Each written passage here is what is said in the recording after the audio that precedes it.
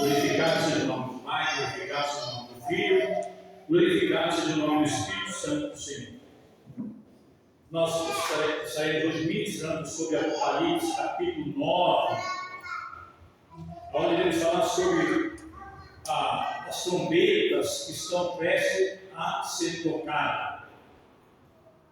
Eu sempre disse aos irmãos que eu não sou doutor em Apocalipse, mas o Apocalipse ele foi escrito para toda a igreja, para todas as pessoas entenderem o significado do Apocalipse.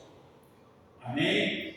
Então todo mundo pode compreender o Apocalipse. Não precisa ser doutor para interpretar o Apocalipse. Até porque nós já estamos vivendo algumas coisas que João escreveu nesse livro do Apocalipse. Então aqui nós vamos falar sobre a quinta e a sexta trombeta, no capítulo 9. E também as três últimas trombetas, que chamam-se as trombetas de Ais, e são ainda mais horrendas do que as primeiras quatro. Chamam-se trombeta de Ais, sendo anunciadas como vindos do versículo 8, por um anjo que voava pelo meio do céu, clamando com uma voz: ai, ai, ai dos que habitam sobre a terra. Ai dos que habitam sobre a terra. Meus amados, é interessante a gente notar que o Apocalipse, ele foi escrito para os crentes que estavam vivendo naquela época, que estavam sofrendo. Qual foi o Apocalipse capítulo 1? A gente vai ver o que Deus fala, o que o anjo Senhor, que é Jesus, fala para João. As coisas que você está vendo, você vai escolher todas. As coisas que estão acontecendo, as coisas que hão de acontecer.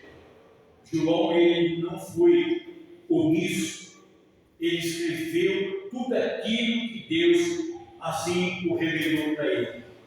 Então a quinta trombeta, ela começa com um anjo que tocou a trombeta e viu uma estrela do céu cair na terra, e foi-lhe dada a chave do poço do abismo. No capítulo 1 de Apocalipse, no capítulo 1 de Apocalipse,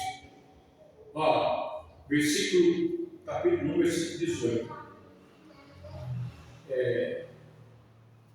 Versículo 17. Eu, quando ouvi, caí a seus pés como morto, e ele pôs sobre mim a sua mão direita, dizendo: não temas, eu sou o primeiro e último, o que vive.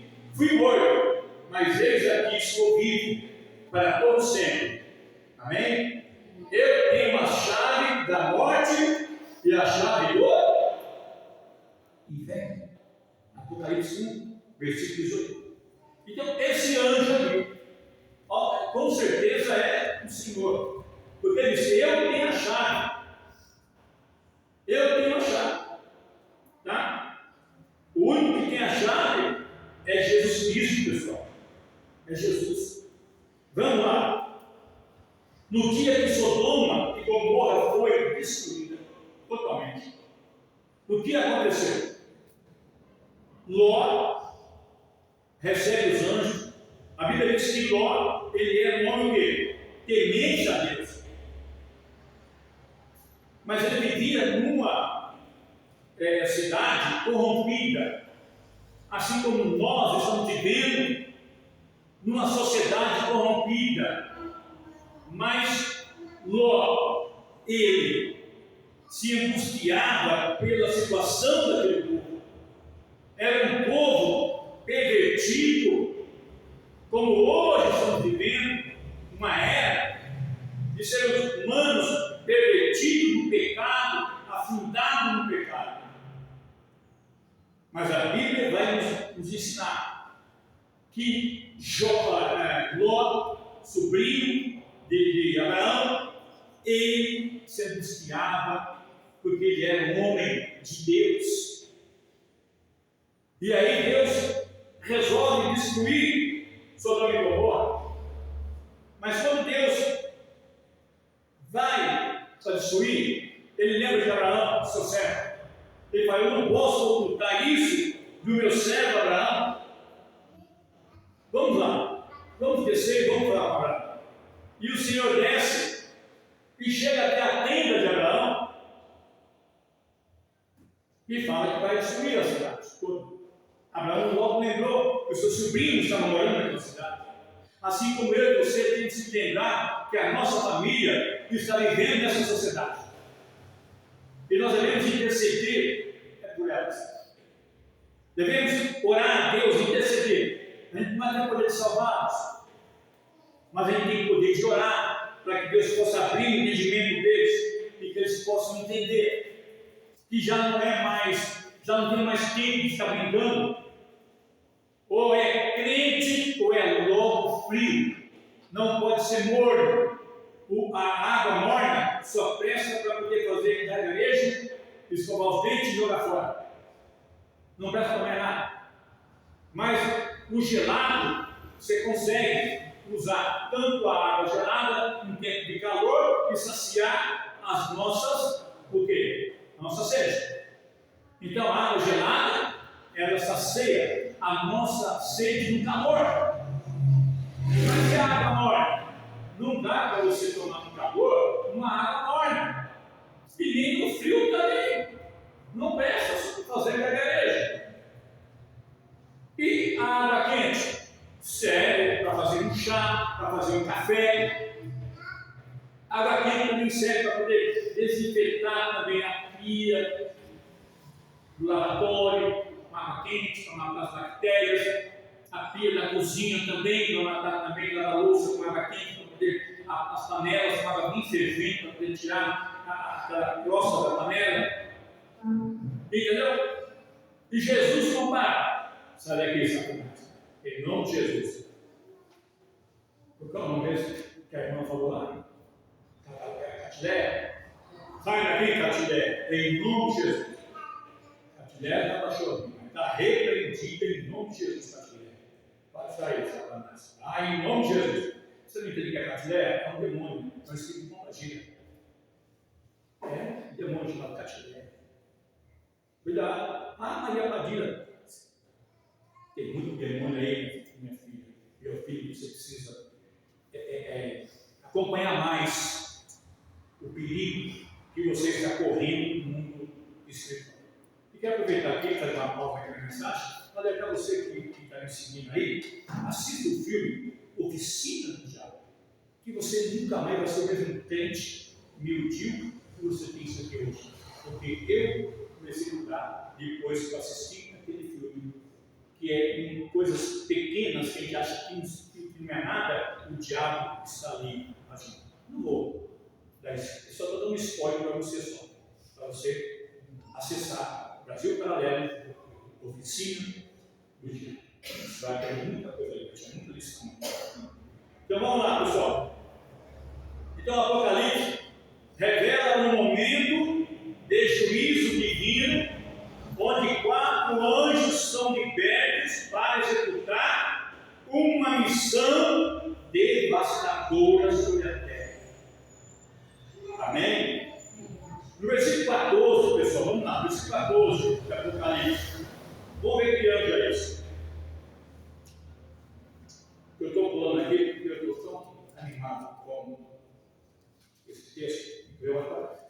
Capítulo 14, versículo 14. 9 e 14 do Apocalipse. A qual dizia ao sexto anjo que tinha a trombeta: solta os 4 anjos que estão presos junto ao grande rio Eufrates. Junto ao rio Eufrates tem 4 anjos presos lá. Esses anjos serão soltos no período da grande tribulação. Eu volto a enfatizar aqui, pessoal, em nome de Jesus, que a igreja não vai passar a grande tribulação.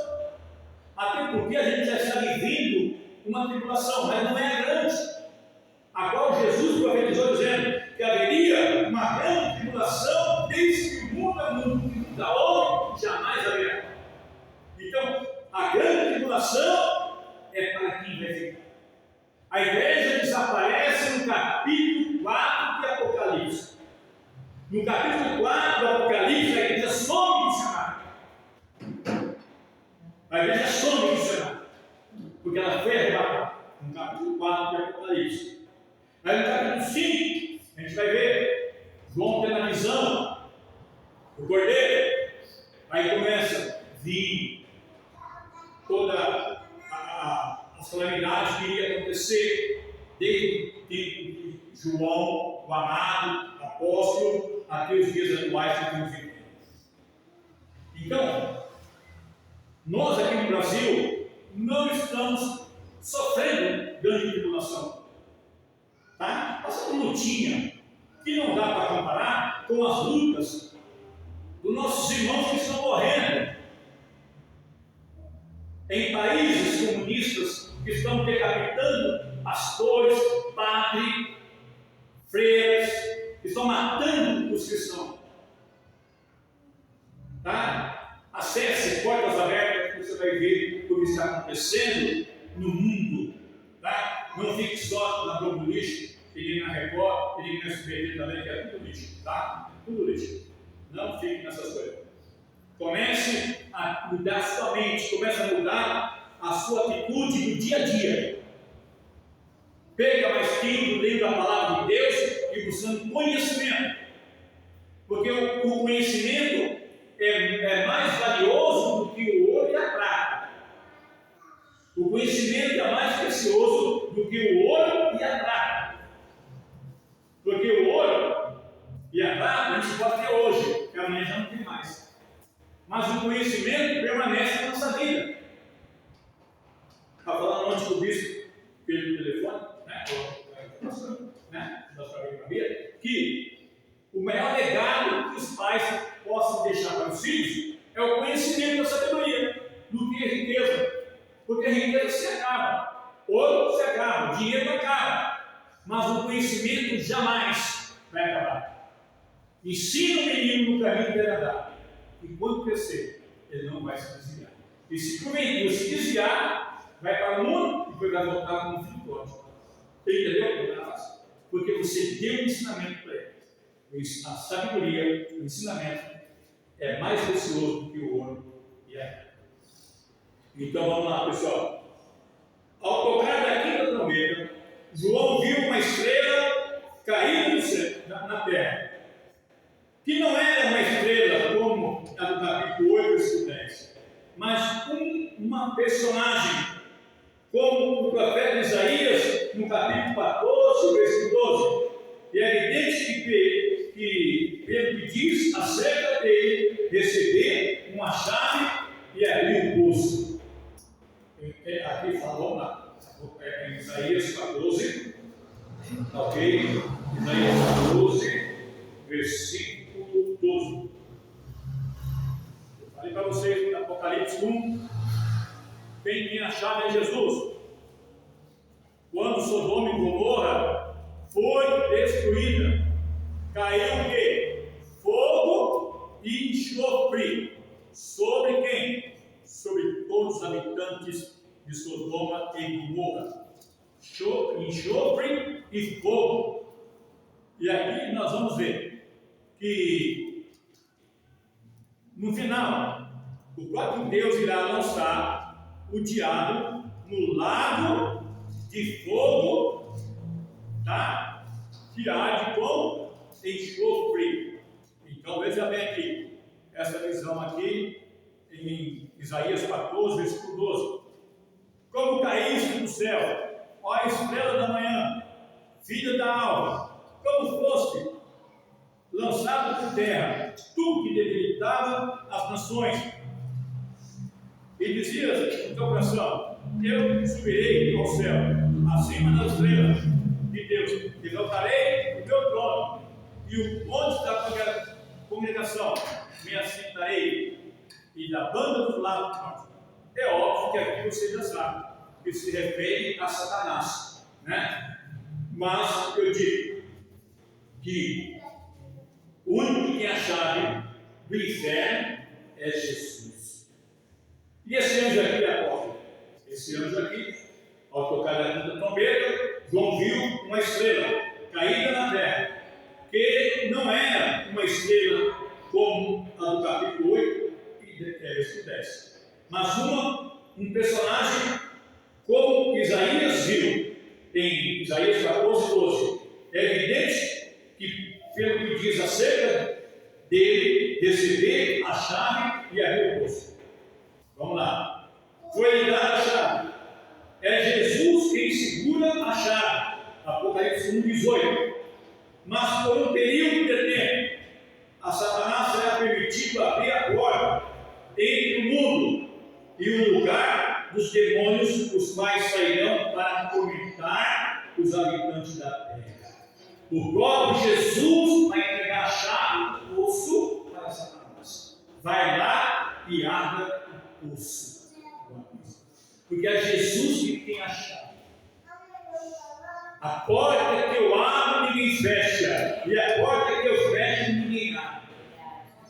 Jesus fechou a porta e aprisionou os demônios expulsos. Ele tem a chave. A Bíblia diz que quando choveu fogo e enxofre em Sodoma e Gomorra, eles foram consumidos e desceram ao inferno. Quer saber o que é o inferno? É só você estudar o Apocalipse que você vai ver o que vai acontecer. O inferno é tão terrível que aquela legião de demônios que saíram daquele homem que outrora morava no sepulcro, porque a sociedade não era ambiente para ele, ninguém suportava ele.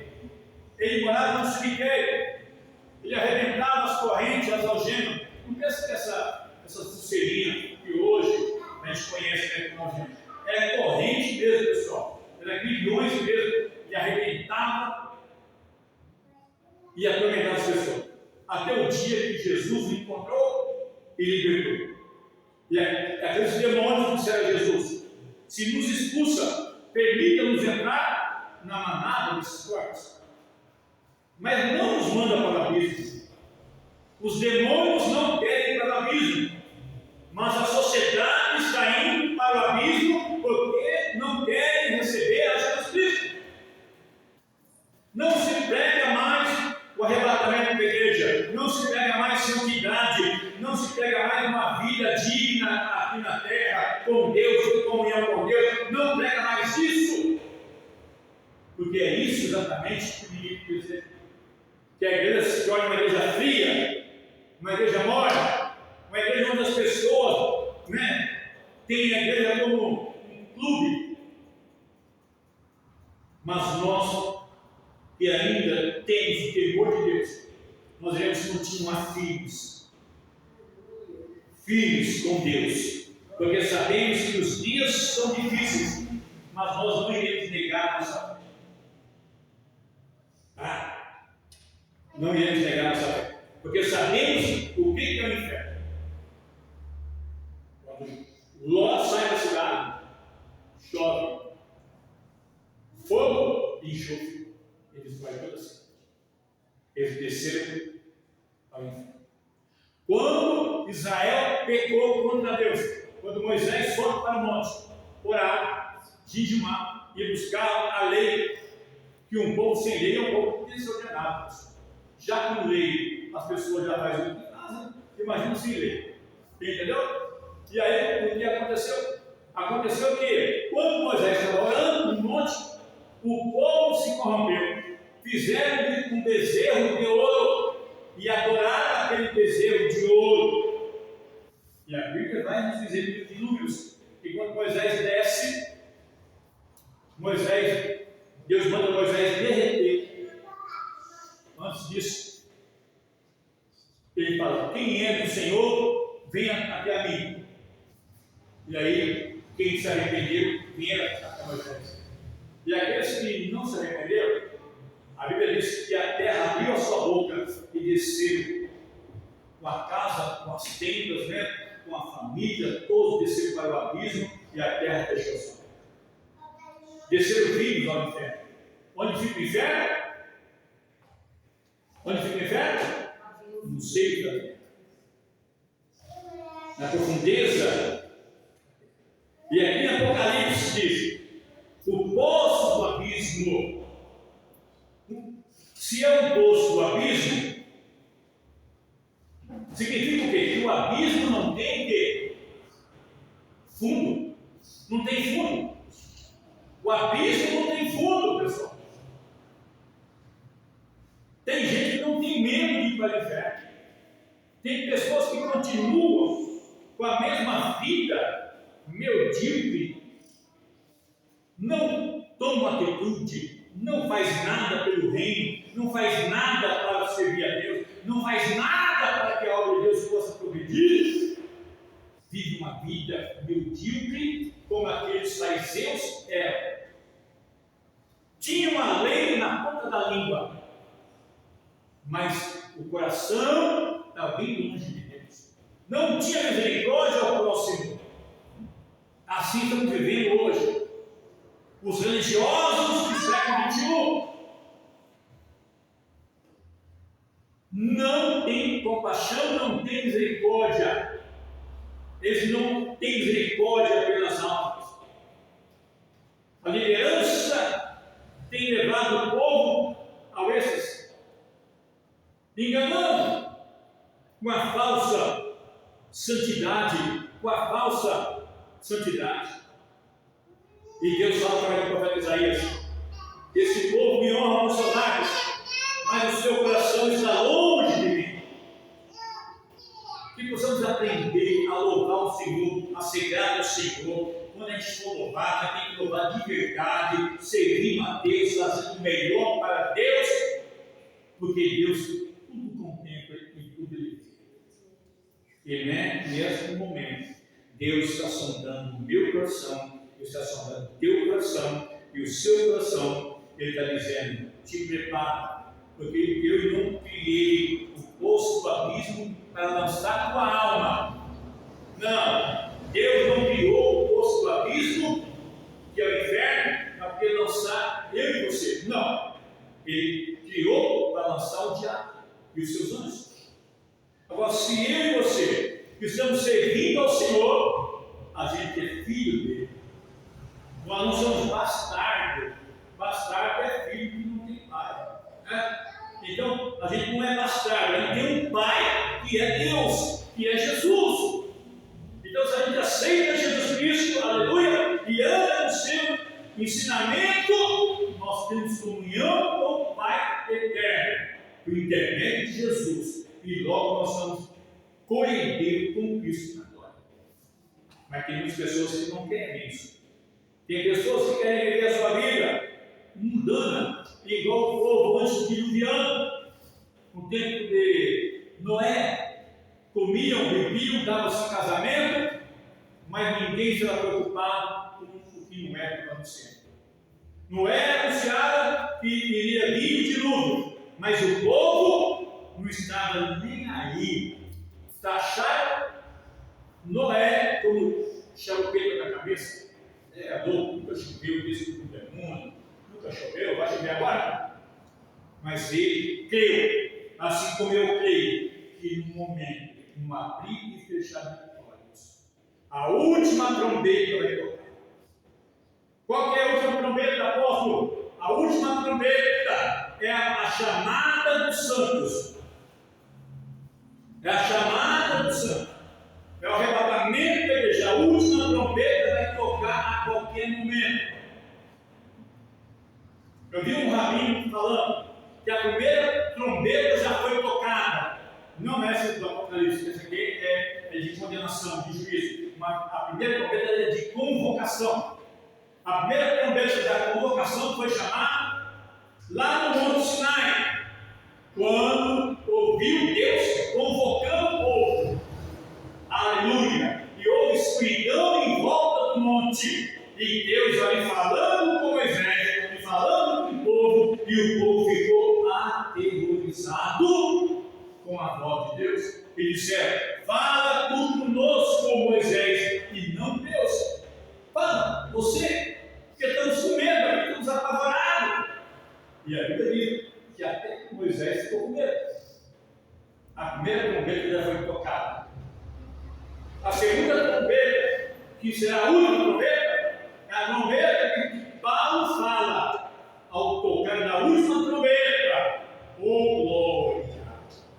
Os mortos que morreram em Cristo ressuscitarão primeiro. E nós, aleluia, que estamos vivos, seremos também arrebatados com o corpo incorruptível a encontrar com o Senhor nos ares. E seremos com Ele para sempre. A última trombeta vai tocar na igreja. Por isso que a igreja sobe no capítulo 4 do Apocalipse.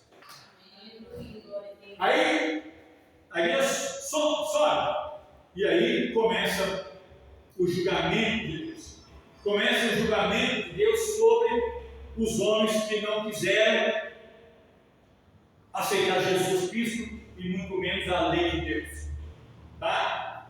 Então vamos lá. Então aqui no versículo 2 diz o seguinte: o poço do abismo não se diz apenas abismo, mas o poço do abismo, isto é, o lugar mais baixo do abismo. Acerca do abismo, nós podemos comparar em Lucas 8, 31, que eu já citei aqui, tá? Nós vamos abrir aqui em Apocalipse, capítulo 20, versículo 3. Para você ver. Eu já citei para você que aquela legião que saiu daquele homem roubou para não ser lançado no abismo. Então vamos ver aqui agora. Apocalipse 20, versículo 3. Ele lançou no abismo e ali encerrou e pôs o selo sobre ele, para que não mais enganasse as nações, até que 1000 anos se acabem. E depois embora, que seja solto por um mundo. A igreja vai reinar durante 1000 anos aqui na terra, com Jesus. Iremos governar com Jesus aqui na terra durante 1000 anos. E após esses 1000 anos, Jesus vai mandar soltar os demônios que estão presos nesse poço. Eles vão atormentar o povo da cabeça. Vai enganar o povo da cabeça. Né? E aí ele diz aqui: e subiu o fundo do poço, e com o fundo do poço escureceu o sol. Não!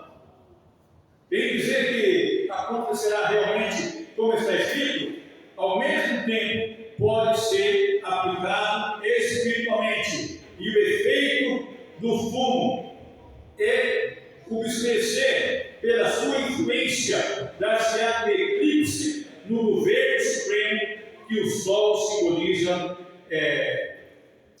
Simboliza o quê? Como um colocaço social, né, dos homens. Isso é um fato sugerido pela a palavra aí. E do fumo vieram os gafanhotos sobre a terra. Versículo 3. E esse gafanhoto do poço, do abismo, não é como o da oitava praga do Egito, conforme Êxodo 10 a 20. Claro que diz, né, que o anjo da morte, né, veio ali e matou todos os primogênitos ali no Egito, né? E houve tudo das pragas que foi lançada, né? Aquele povo que não queriam, tanto faraó, que não queria deixar o povo Deus se livre. Então vamos lá. Os gafanhotos na praga do Egito, comer toda a erva da terra, enquanto os que João viu, foi dito que não fizesse dano à erva da terra. Olha a diferença. Lá em Êxodo, os gafanhotos destruíram toda a lavoura dos egípcios. Mas aqui no Apocalipse está dizendo: não danifiques. Que mistério é esse? Onde eu estava meditando no livro de Amós, o profeta Amós, estava meditando, e tem uma passagem no capítulo 9 que fala exatamente sobre isso. Que o povo estava tão, com a expectativa de vender o azeite, vender as coisas, tá? E com um preço bem exorbitante, entendeu, pessoal? Bem exorbitante aquele preço, tá? E também enganado o povo dando sapatos, tá? Vamos ver aqui. Não deu para mim imprimir, eu estou sem sinal na internet aqui longe da 1 da tarde. Só estou usando os dados e eu ia pensar. Amós, capítulo 9. Quem já achou, fique em pé e lê para mim com a voz bem alta.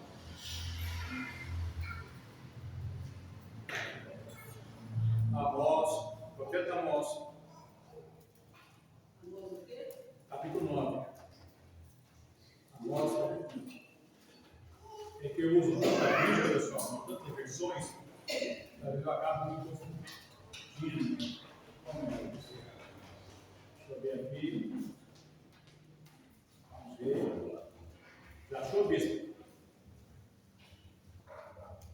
Achei já. Amós, capítulo 9. Diz assim: vi o Senhor que estava em pé sobre o altar, ele disse: vede que está em pé, estremeça os umbrais e faz tudo em pedaços sobre a cabeça de todos, eles. Eu os matarei a espada até o último deles. O que fugir dentro deles não escapará, e nem o que escapar dentro deles se salvará. Ainda que cavem até o inferno, a minha mão os tirará dali. E se subirem ao céu, dali os farei descer. E se esconderem no cume do Carmelo, os calarei, e dali os tirarei. E se ocultarem aos meus olhos no fundo do mar, ali darei ordem à serpente, e ela os morderá. E se forem também para o cativeiro, diante dos seus inimigos, ali darei também ordem à espada, para que os mate. E os porei os meus olhos sobre eles, para mal e não para o bem. Deixa eu ler aqui. Sim, porque o Senhor dos exércitos é o que toca a terra, e ela se derrete, e todos que habitam nela chorarão, e ela subirá toda como um grande rio, e submergirá como Egito. Deixa eu ler aqui você.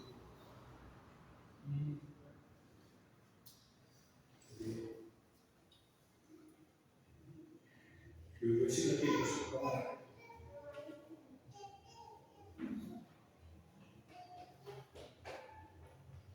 Aleluia, glória a Deus.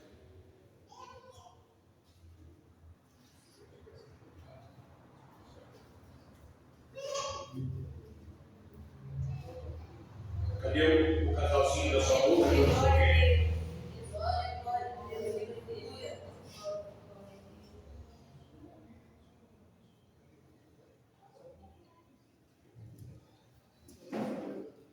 Acharam aí, pessoal? Deixa eu ver.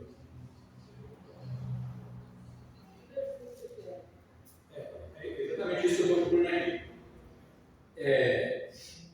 Que fala sobre de vender o pobre.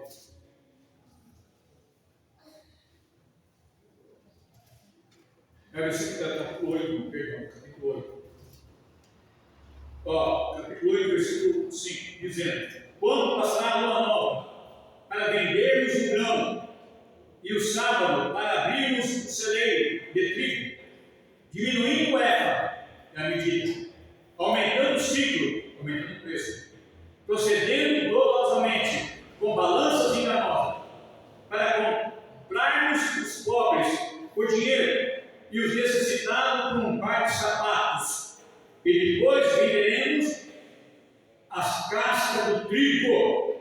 Preste atenção. Diferente, muito diferente do que nós estamos vendo aqui no Apocalipse.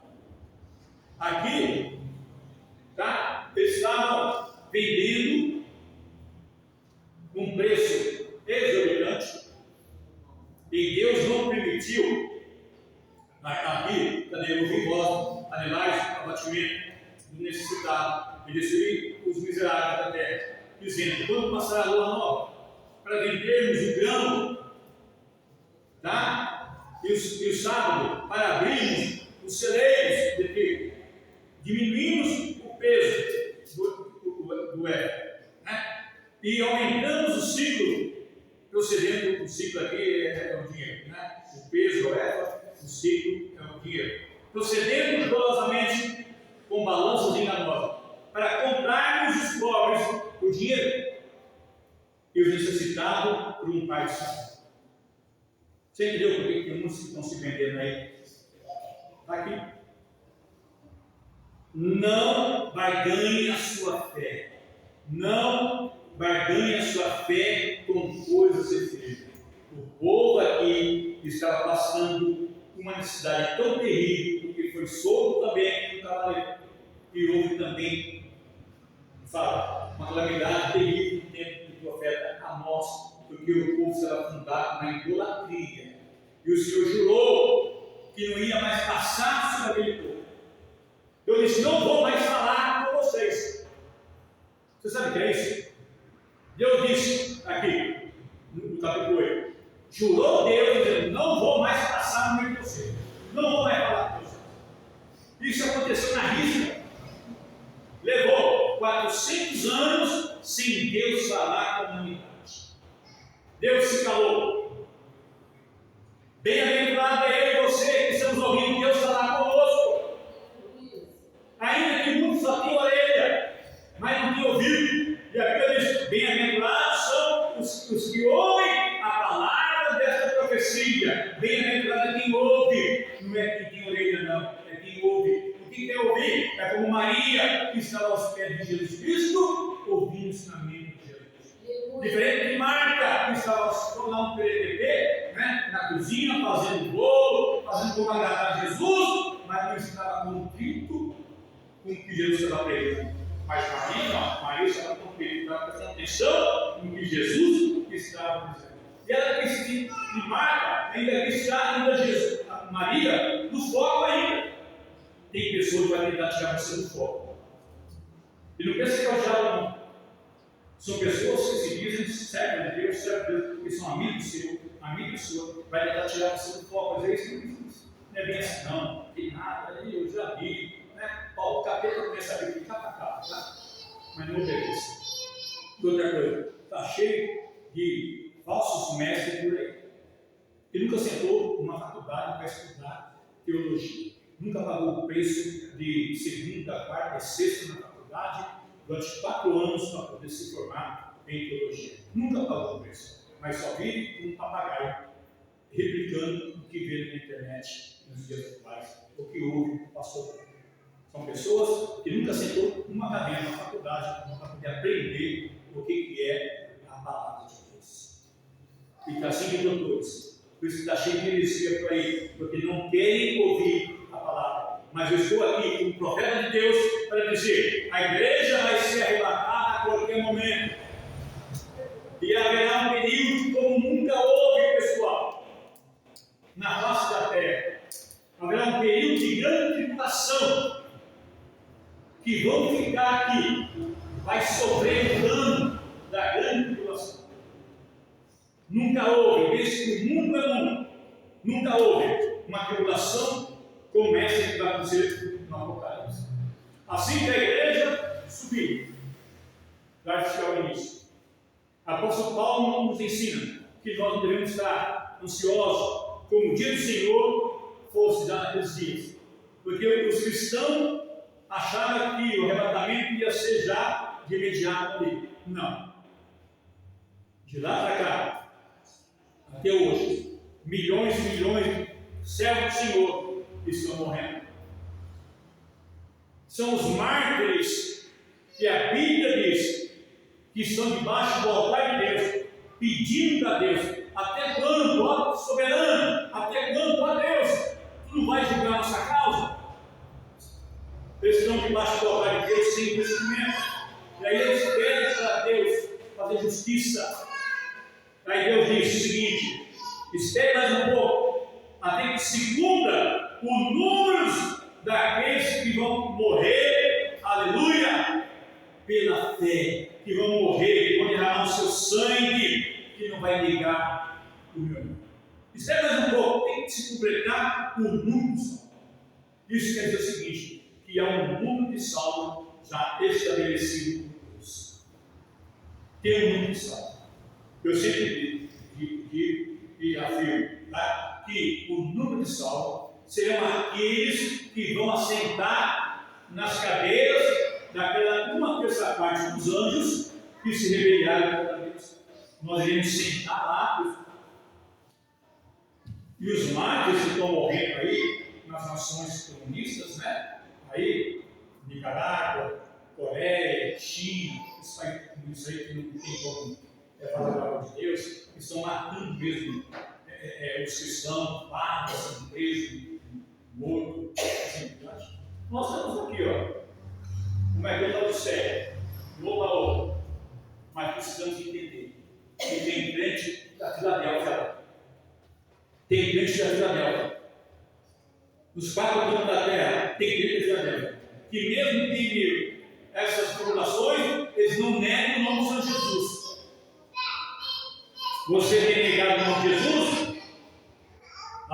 Eu não, apóstolo. Glória a Deus por isso. Não negue, porque você não sabe o que é o inferno. Não haverá dia e nem haverá noite. Eternidade.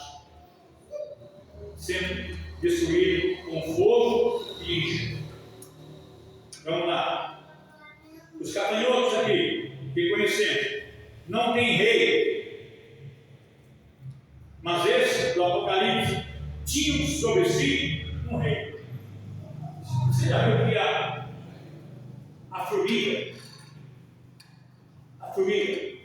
não tem rei. Mas tem a rainha, não, a Bíblia, a rainha tem. Mas ó, a formiga, cada uma trabalha ali. Não precisa ninguém estar mandando elas fazer. E no tempo, certo?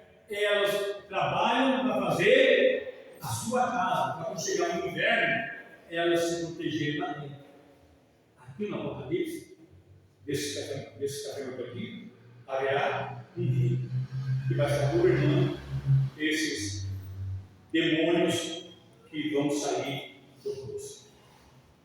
O nosso rei se chama Jesus, isto é, Salvador, mas o rei sobre esses demônios, na forma que tem outros, chamam-se em hebreu Abaddon, que significa destruição. Diga, Abaddon.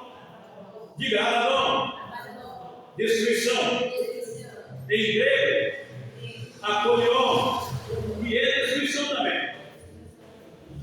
Então, tanto Apolion e o Abaddon, tá, serão um rei que será obcecado pelo seu desejo de levar o seu exército para destruir todo mundo.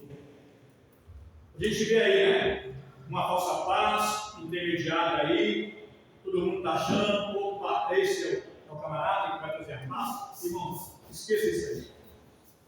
O camarada que vai fazer a paz, tá? Quando esse período, a igreja não está aqui, meu Deus. Nós temos rebatado. Entendeu, pessoal? Porque Jesus disse que ele vai vir como ladrão. E o ladrão não avisa nem o dia e nem a hora. Por isso que eu e você temos que estar preparados para a vinda do Senhor Jesus. As trombetas estão sendo tocadas, as taças estão sendo derramadas, os 4 anjos que estão presos no rio Eufrates, segundo o que eu estudei essa semana, examinei essa semana, o rio Eufrates está secando, e ali, se está secando, significa o quê? Que em breve, aqueles 4 anjos que estão presos lá no rio Eufrates vão ser libertos. Deu para entender? Aqueles 4 anjos que estão presos lá no rio Frato, está aqui, ó, versículo 14.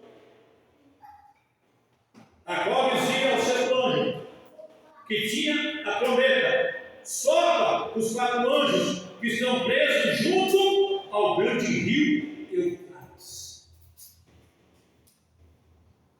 Eles estão presos lá. São 4 anjos mais poderosíssimos que você possa imaginar. Eu estava numa batalha espiritual essa madrugada, com um demônio.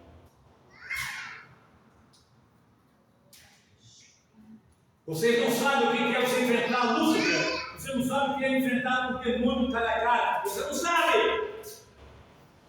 Você não sabe o que é enfrentar demônio. Você está acostumado com esse demoninho aí. Ó, pega para trás.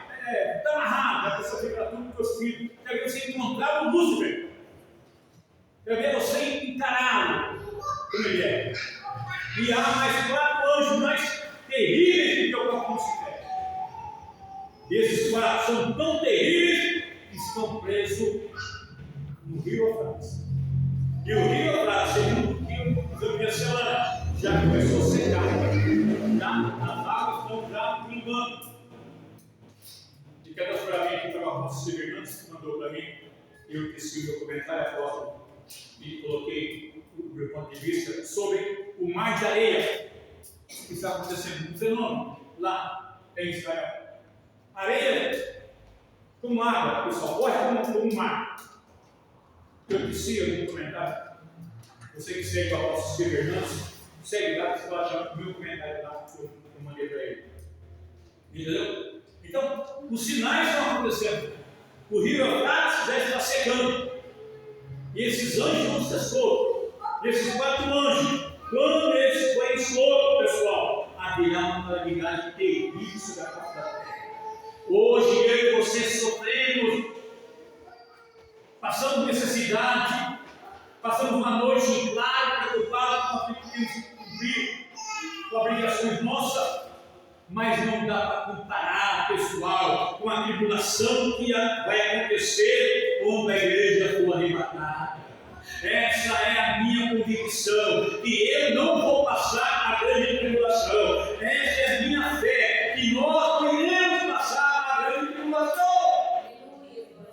Se está difícil viver hoje, imagine quando o Espírito Santo sair da terra. Porque assim que ele foi arrebatado, capítulo 4 do Apocalipse, o Espírito Santo sobe junto. Então não vai haver salvação na tribulação, apóstolo? Haverá? Sim, alguns teólogos afirmam que haverá salvação na tribulação. Até o saudoso missionário Davi Martim Miranda, antes de morrer, ele disse que haveria sim salvação na tribulação. Ele citou isso, depois já contato perto para morrer, ele teve entendimento que haveria salvação na grande tribulação. Mas a salvação não será sem o apoio do Espírito Santo. Que será crente, pessoal, que recebeu o dom do Espírito Santo, como eu e você temos. Você está aqui porque foi Deus que trouxe. Você que não. Porque você estava na cama lá, ou estava na gandaia, né? Aí Deus trouxe você, porque Ele tem o Espírito Santo de Deus. E o seu foco é o reino de Deus. O seu foco é a salvação da tua alma e a salvação da tua família. Já vou concluir. Jamais Hollywood fez um filme que possa descrever o Apocalipse. Ninguém até hoje é capaz de fazer um filme para mostrar as coisas horrendas do Apocalipse. A Record fez aí um Apocalipse aí, meia boca aí, meia boca, viu? Meia boca. Aquele anticristo lá, meia boca ali, aquele filme. Não dá para comparar com o que vai acontecer no período da grande tribulação. Não dá para imaginar. Porque as estrelas vão cair do céu. As estrelas vão cair do céu. Meteoros mais meteoros vão sacudir essa terra. E falar em sacudir essa terra, lembra que Deus me usou aqui que ia sacudir a terra? A terra foi sacudida a semana passada, lá na Bahia. A Bahia foi sacudida, pessoal. A Bahia está debaixo de água. Chuva, que era para o mês todinho de outubro, choveu um único dia. A Bahia foi sacudida, e a Bahia vai ser sacudida mais ainda. Não só a Bahia, todos os estados também serão sacudidos. Minas será sacudido, Rio de Janeiro será sacudido, São Paulo será sacudido, o sul do país será sacudido também, porque é o tempo de a igreja se despertar. Quem é o teu Senhor? Quem é o teu Senhor? O meu Senhor é Jesus. Jesus disse: aonde estiver o teu coração, esse é o teu Senhor. Não podeis servir dois senhores. Não podeis servir dois senhores, porque há de agradar um e deixa o outro descontente. Não podeis servir a riqueza e servir a Deus, porque a riqueza afasta o homem de Deus.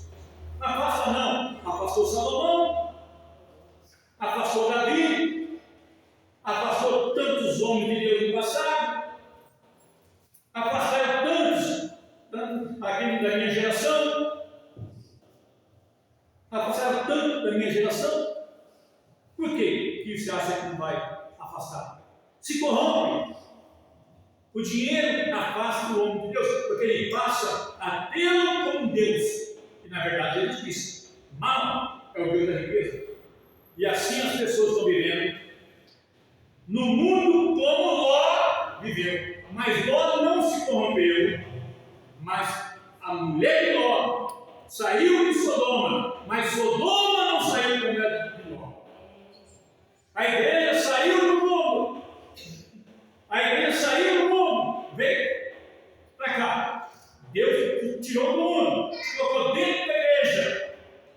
E aqui dentro da igreja, que é o celeiro, onde guarda-se o trigo, aleluia. O celeiro é para guardar o trigo. O campo fica-se o joio para ser queimado com fogo. Então nós que somos do trigo, precisamos guardar no celeiro, que é a casa do Senhor. E o nosso Senhor não é a riqueza desse mundo. O nosso Senhor se chama Jesus Cristo. Esses 4 anos da pressa já cessou. O rio já secou. E nós ficamos com a nossa mente miudinha, só na Globo, só na CNN, só na Globo News, só na Band News, só não sei o quê, só não sei o quê, e não estamos olhando para o que está acontecendo no mundo, o que está acontecendo no Oriente Médio. Eu sempre falei que o relógio de Deus é Israel. Um dos sinais que eu sei que está perto do arrebatamento da igreja, e o meu pai que já dorme no Senhor, meu pai na fé, missionário João Gomes, que me batizou e me casou, ele disse para mim: meu filho, menino, em 2020, coloque a tua barba de muro. Falei: por que 2020? Eu não vou estar aqui, mas você vai estar. E eu estou. Hoje é 2025. Ele falou para mim: em 2020, coloque a tua barba de molho, porque a qualquer momento haverá o rapto da igreja. Eu não vou estar aqui, porque de fato ele não está mesmo. Morreu ele, morreu também a irmã Santa, né? A esposa dele, mas eu estou aqui. Estamos em 2025. A qualquer momento pode acontecer o arrebatamento da igreja. Benjamin, ele fez uma moeda e colocou ali na moeda a esfinge, a figura de Donald Trump, dizendo: este é o Ciro nosso. Quem foi Ciro? Ciro foi o que o profeta profetizou. que viria para poder dar liberdade para o povo de Deus reconstruir a cidade. E Deus profetizou, falou sobre Ciro, meu servo. Ainda que tu não me conheças. Então, fizeram essa mulher. E está todo mundo aí idolatrando, achando que ele vai trazer a paz do Oriente Médio. Irmão, isso é só especulação. É só especulação. A igreja não vai estar aqui não, para poder ver quem é esse camarada. Eu não quero estar aqui não. A igreja não vai estar aqui não. O lugar da igreja é o lado do seu Senhor, glorificando o nome dele, exaltando o nome dele, dizendo: Senhor, eu sofri, eu fiquei doente, eu fiquei de cama, mas o Senhor me levantou do leito, o Senhor me levantou da cama, eu estou em pé, eu não neguei a minha fé, mesmo quando tudo faltou, os amigos me abandonaram, os amigos me viraram as costas, ao Senhor não virou, e eu estou aqui para te agradecer que o Senhor esteve sempre comigo, no momento de mais dificuldade da minha vida, lá está o Senhor, com a sua mão estendida, para me abençoar e me proteger. Eu te servi como Jó serviu, não pelo que o Senhor deu a ele, mas por tudo aquilo que o Senhor era e é. Eu te sirvo, ó Deus querido, não pelas coisas materiais que o Senhor tem me dado, mas por tudo que o Senhor tem feito na minha alma, porque a minha alma não tinha alegria, mas hoje eu tenho alegria. Então não permita, minha irmã, ninguém tirar você do foco, porque Marta estava tentando tirar Maria do foco. Assim também tem muitas pessoas que querem tirar você do foco. Fique firme no foco. O foco é Jesus, o foco não é o mundo, o foco não é a riqueza, o foco não é a glória desse mundo, o foco não é as coisas espelhas desse mundo, o foco é Jesus Cristo. Só Ele pode me salvar, só Ele pode me salvar. Então arrependa-te enquanto é tempo. Arrependa-te enquanto é tempo. Filho pródigo, volte enquanto é tempo, conserta as tuas veredas. Não tem mais salvação para mim. Quem sou eu para julgar que você não tem mais salvação? Eu só posso pregar. A Bíblia diz que o filho pródigo votou e o pai recebeu. Se você votar e se arrepender de verdade, Deus te perdoa. Agora, se você blasfemou contra o Espírito Santo, aí eu não posso dizer que você vai para o céu. Porque Jesus disse: todos os pecados são perdoados. O adultério é perdoado.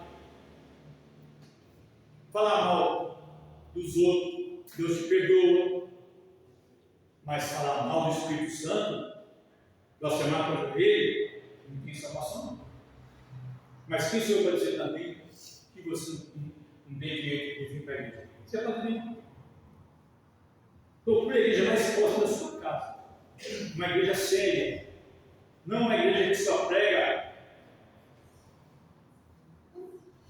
Porque nos meados de 70 levantou a teologia da prosperidade. Isso é uma desgraça.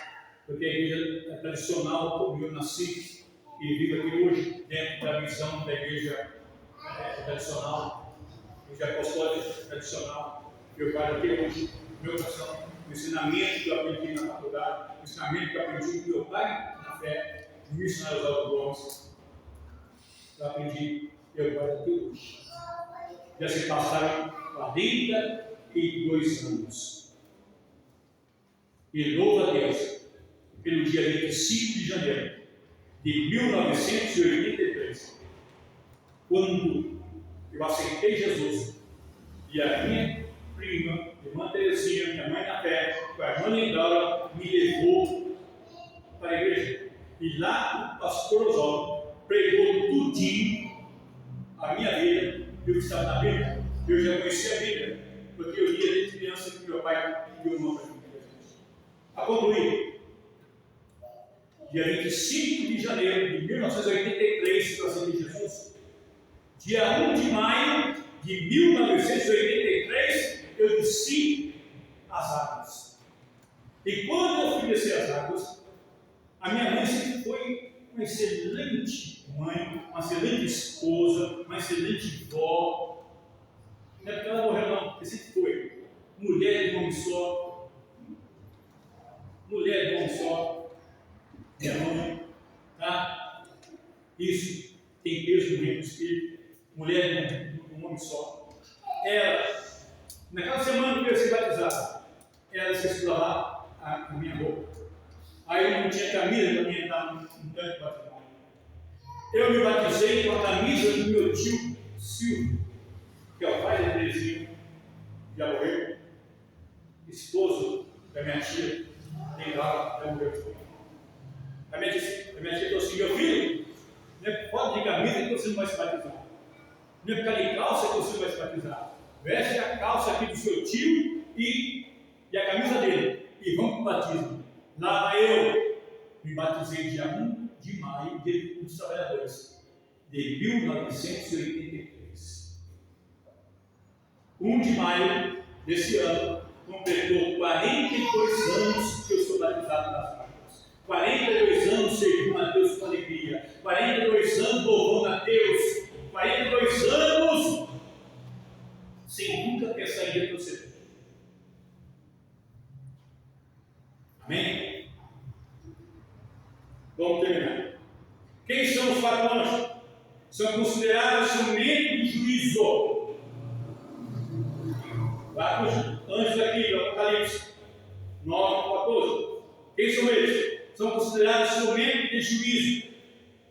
Não necessariamente anjos bons ou maus, mas designados por Deus para executar uma missão específica.